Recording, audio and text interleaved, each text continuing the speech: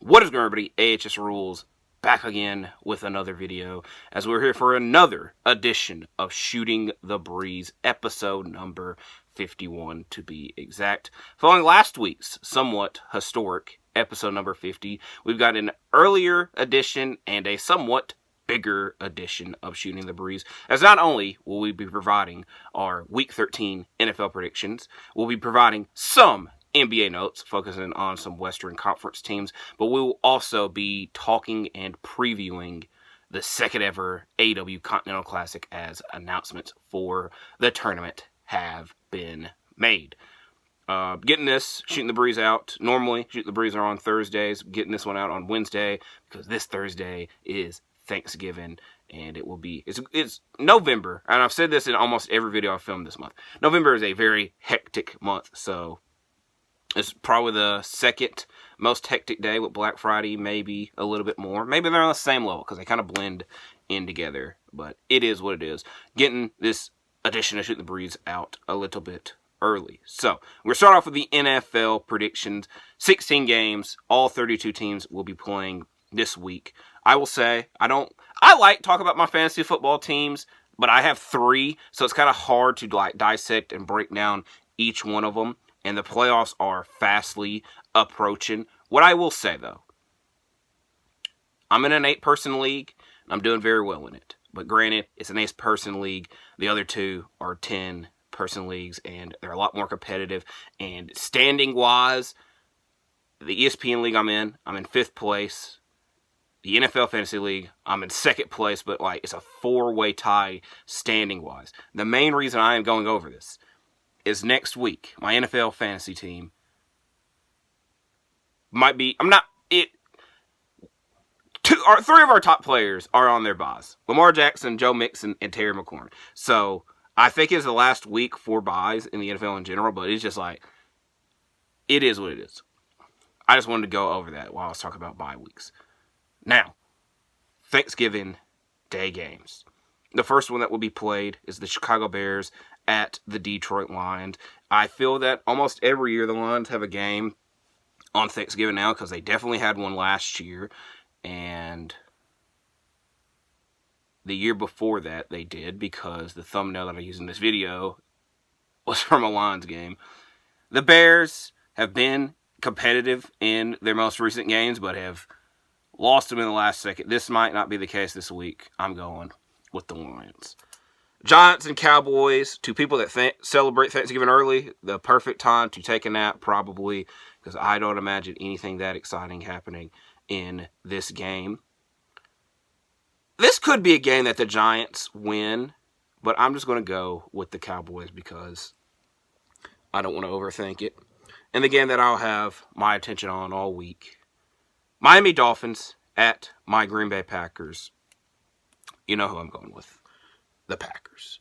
So now, we have a game on Black Friday, exclusively on Prime Video, which it is I've been thinking about how, because almost every commercial break for anything that I've watched the past week has promoted this game, and I was really because I have not seen any promoting the Thanksgiving Day games, and granted, this one's on Prime Video. There would make more money, I would imagine, from this game of people signing up, and not everybody might know about, there's a game on Black Friday this year where a lot of people know, hey, there are games on Thanksgiving. Granted, it is the Las Vegas Raiders at the Kansas City Chiefs. I feel that this would be a good time for the Raiders to pick up a win, but I'm not imagining it. I'm going with the Chiefs. If the Raiders won, I get flashbacks, and this is going back to my fantasy team. I get flashbacks to last year's Raiders-Chiefs game. That was in Kansas City. That was on Christmas Day. And it sucked massively. And AOC, Aiden O'Connell, was the quarterback, and they just ran the ball the whole time. I had Devontae Adams on my fantasy team in the playoffs. We needed points badly. And they just kept running the ball. But to their credit, and the reason I'm trying to give the Raiders some credit, the Chiefs didn't do anything in that game either. So maybe the Raiders can repeat that. It's on a different holiday this year, but the Chiefs have only lost one game this year as well. So, spent a little bit too much time on the game. So now, we move on to Sunday. The first game to talk about will be a very exciting game, this being the Los Angeles Chargers at the Atlanta Falcons. Both teams coming off a loss, but the Falcons were on their bye week last week, and then the week before that, they got humiliated by the Broncos, and the Chargers lost to the Ravens in a somewhat close game. I'm not going to say that this game is this week's coin flip game of the week because that is being saved for a little bit later on. But I'm going to go with the Chargers winning this. I can't really trust the Falcons. The Falcons are a team where when I predict them, they lose. When I don't predict them, they win. Next, Pittsburgh Steelers at the Cincinnati Bengals. The Bengals need to start piling up wins, but they're going against one of the most dominant teams in football and best defenses, so it will be a little bit more difficult this go around. I'm trying to think, did the Steelers play last week? Because the Bengals didn't. The Steelers lost to the Browns on Thursday Night Football in the snow game, so that is why I kind of forgot about that, because it was a long time ago now. I'm gonna try to give the Bengals a bit of hope, and I'm gonna predict that the Bengals win this. The Steelers have to play back-to-back weeks in Ohio. Next, Houston Texans at the Jacksonville Jaguars. The Texans have been on such a weird streak this year where the Jaguars have not looked that good. And then when Trevor Lawrence went out, they looked worse, which is a bit difficult to understand. This is one that the Texans need to not be idiots and win. If they don't, and to be fair, Trevor Lawrence might be back for this game. I don't know just yet. I'm going to go with the Texans regardless. Arizona Cardinals at the Minnesota Vikings. I don't want the Vikings to win, and I've kind of picked the Cardinals a lot this season. That will continue with this game. Granted, I picked them last week and they lost. Indianapolis Colts at the New England Patriots. I'm going to go with the Colts to win. Seattle Seahawks at the New York Jets. It is very funny that any topic involving the New York Jets, or more so Aaron Rodgers, it's not talking about like on-field stuff. It's always off-field stuff and questions and like what the hell's going on, what the hell will go on, etc. I just don't know. I keep picking the Jets, and then they just disappoint me in my predictions and just lose. Sometimes in very close games. Sometimes they just get belt to ass, as the popular saying is now. I could see this going all kinds of different ways. I want to pick the Jets, but I'm just going to pick the Seahawks. I just think that's the simple choice to make. Tennessee Titans at the Washington Commanders. I'm going to go with the Commanders, but if the Titans win, I wouldn't be that shocked because they got a win over the Texans last week, and the Commanders have kind of not played up to their standard this season in the past couple weeks. Tampa Bay Buccaneers at the Carolina Panthers. I think this game will be a lot closer than other people will think. The Panthers went to the wire with the Chiefs, obviously lost. The Buccaneers beat the Giants. But I'm not on the Panthers bandwagon or anything, so I'm just going to stick with picking with the Buccaneers. Los Angeles Rams at the New Orleans Saints. This should be a good game, but I'm going to go with the Rams to win. It's also weird that the Saints are in an afternoon game. The last game. This is the coin flip game of the week. I just realized I messed up on something, but I just fixed it. The coin flip game of the week. The Philadelphia Eagles at the Baltimore Ravens.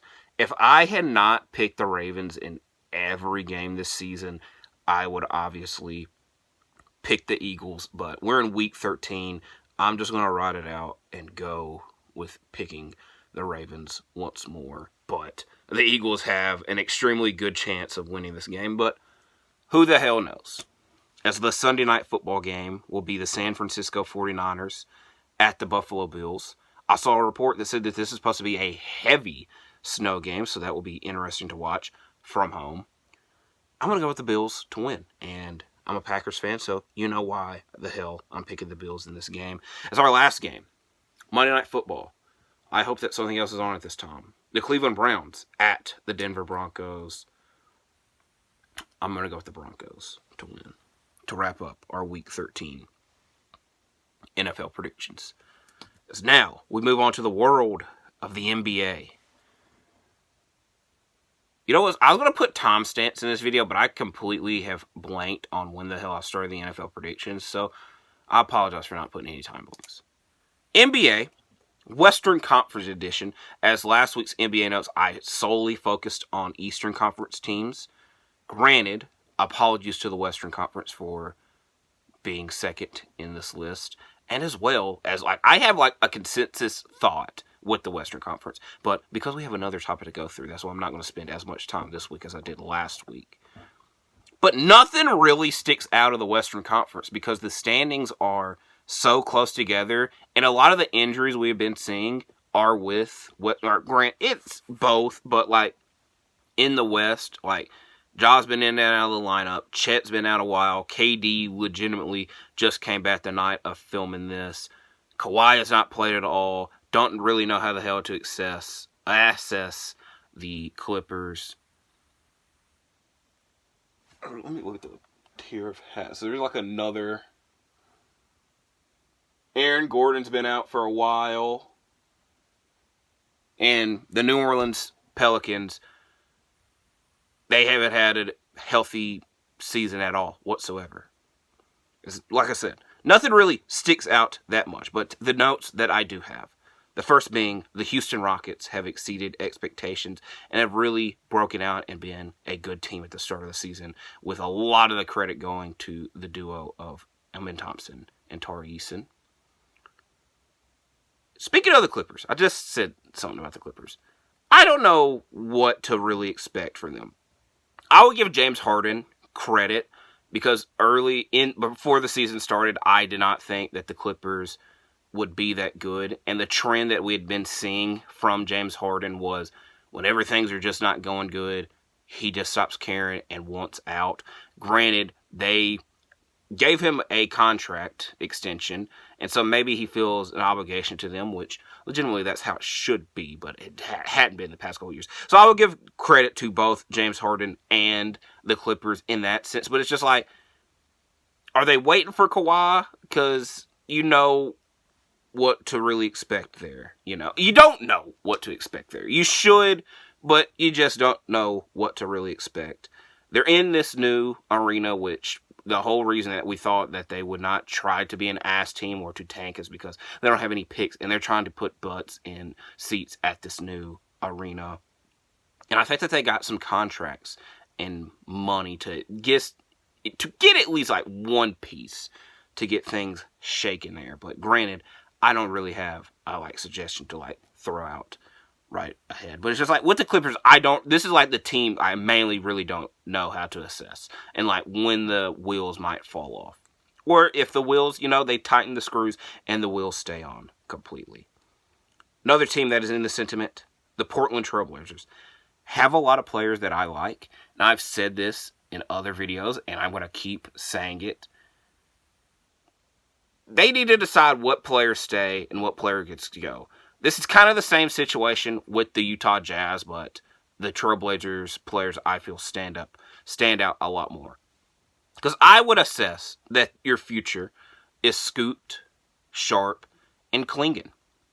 Meaning that Jeremy Grant and Ayton can go. Simons is kind of in between there, but I just don't see a world where Scoot, Simons, and Sharp can coexist together without one of them coming off the bench, and I don't really think, again, that's logically going to happen.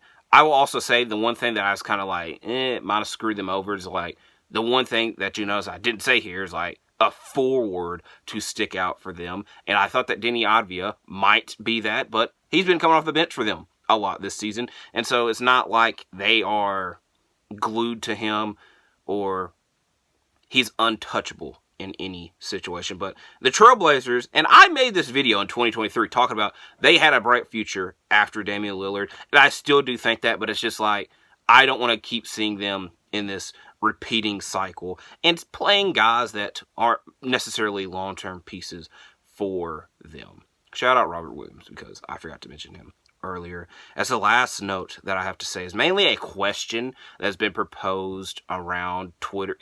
The question, there's been talk about it, but the question hasn't really been proposed, so I'm going to propose it. It's talk about the Timberwolves, and the main assessment with the Timberwolves is, they messed up with the trade, and the trade ruined the team, as well as Anthony Edwards shooting a bunch of threes.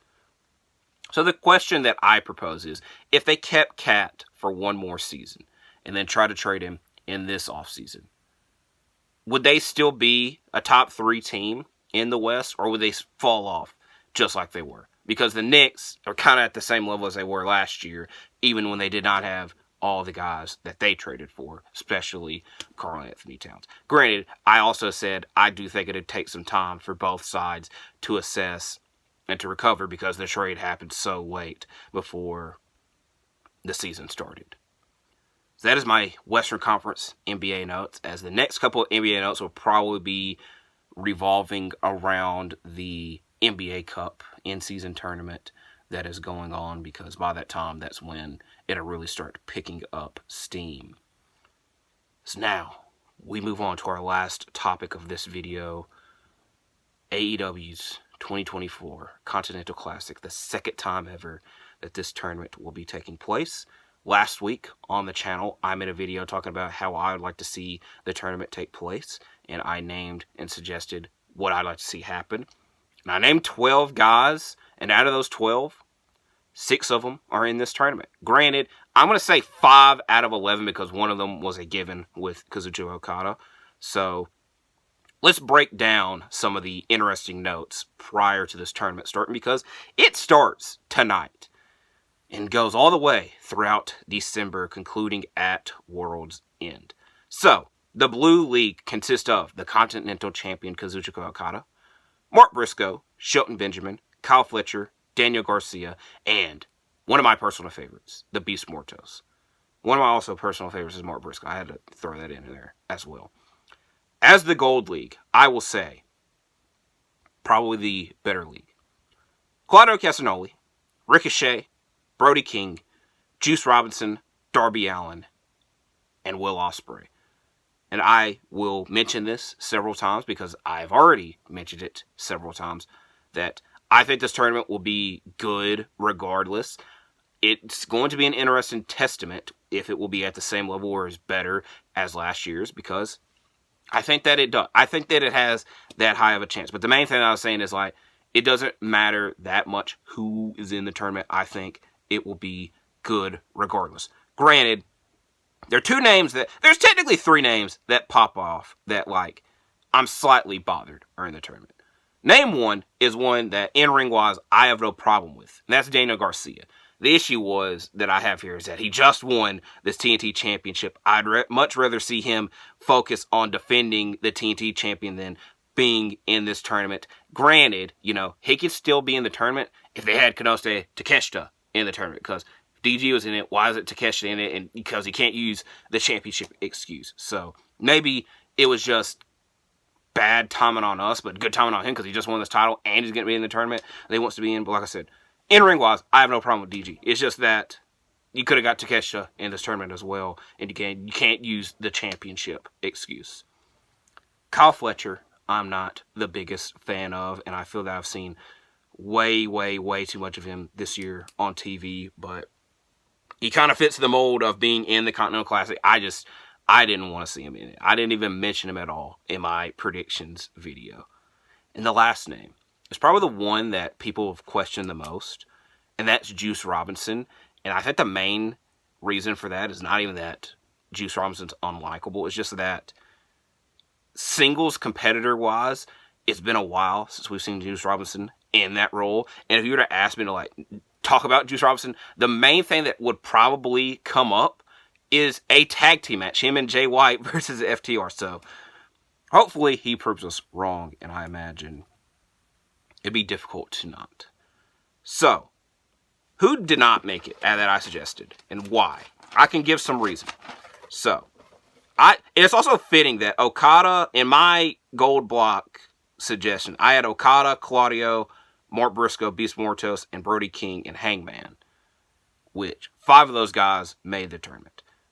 The guys that did not make the tournament, Hangman and Jay White, have inserted themselves in the world title picture, so that's understandable. Roosh, don't know. Buddy Matthews, don't know. The Bastard Pac, don't know. Roderick Strong, I very, very, very, very much wanted to see him in this tournament, but he got attacked after his match at Full Gear, so I imagine that is reasoning. So it's nothing too busy to harp on. But the first match is taking place over the course of this week will be Darby Allin, Brody King, Ricochet, Claudio Castagnoli, and Mark Briscoe and Shelton Benjamin, all taking place on Dynamite, which the first two matches that I've mentioned have happened this year. Or Brody King, I don't think that Ricochet and Claudio have had a match this year. Granted, I'm going to throw something extremely weird at you. Remember when they were a tag team in WWE? I said WWE. Anyways, Darby and Brody always have great matches, and it's funny that they just had one last month. So, it is very much an on-site rivalry. And what I mean by that is when they see one another, it's on-site. Ricochet and Claudio should be a good match. Mark Briscoe and Shelton Benjamin had a heated rivalry in Ring of Honor, so it's kind of fitting that it's going to carry over here, as the collision matches this week include the Beast Mortos and Kyle Fletcher. I'm going to hope that the Beast Mortos wins, but anytime I say that, he loses, and that hurts. Will Ospreay and Juice Robinson. And one of the matches I'm looking forward to the most, which I'm going to go through those in a second, but champion versus champion. Kazuchika Okada versus the TNT champion, Daniel Garcia. Other matches I'm looking forward to. Like I said, Okada Garcia will be a great match. Okada and Mortos should be a banger match. Ricochet Claudio, already mentioned. Probably the match of the tournament in my predictions, because it's also the match of the tournament that's been announced thus far.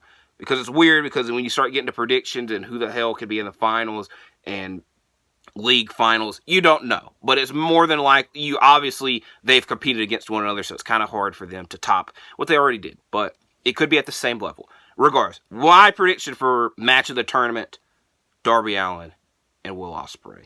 If we were to ask for my prediction for this tournament, I would say Okada. I don't really see anybody out of these people that are named, there's only one person I could realistically see beating him. That's probably Ospreay. Darby might have a chance, but it's just I don't really see Okada losing. Granted, this would have been the perfect time for him to lose and to transition into something else, because I don't really know how you top your Continental title reign with other than the Continental Classic, but maybe this is just the cherry on top of this title reign. But if I had to give a prediction, I would say Okada wins. Second, I would say Ospreay, because he's the top wrestler in the tournament. I don't really see Darby winning because he's in and out of the world title scene. Ricochet might have a chance. That way, it gives him something to do, and he's competing in singles matches regularly. So having a championship might add stakes to that. Would love it if Mark Briscoe or the Beast Mortos won, but it is what it is. But I will be sat down watching these matches take place, because last year was a magical tournament, and I'm going to hope that the sequel is just as good, maybe even a little bit better, because in life, or in movies, I guess I should say, life as well, sequels, it's kind of hard for the sequel to top the original, but they got some of the right people to do that. So I'm about to start sneezing everywhere, so I'm going to wrap this video up. I'm glad that you watched this all. Hopefully you enjoy your holiday weekend. I will also have another video that I forgot to plug a little bit earlier, but I will plug it now. Survivor Series predictions. And if you're wondering, why the hell has he got the same thing on? Because I'm filming it right after this. But Survivor Series predictions will be up tomorrow, Thanksgiving Day. If there's anything else, I am drawing a blank on it. But like I said, hopefully you enjoy your holiday break. You stay safe. Please leave a like, comment, and subscribe. And I'll see you when I see you, because like I said, I'm about to start season everywhere.